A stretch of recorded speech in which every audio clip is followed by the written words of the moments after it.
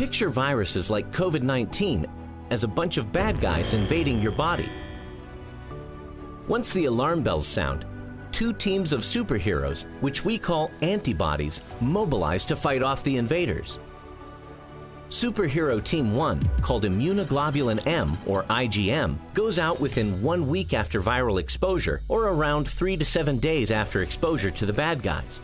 Then about 2 weeks after viral exposure, or around 15 to 30 days after the invasion, Team 2, Immunoglobulin G, or IgG, takes over the fight, and more importantly, continues to stand guard after.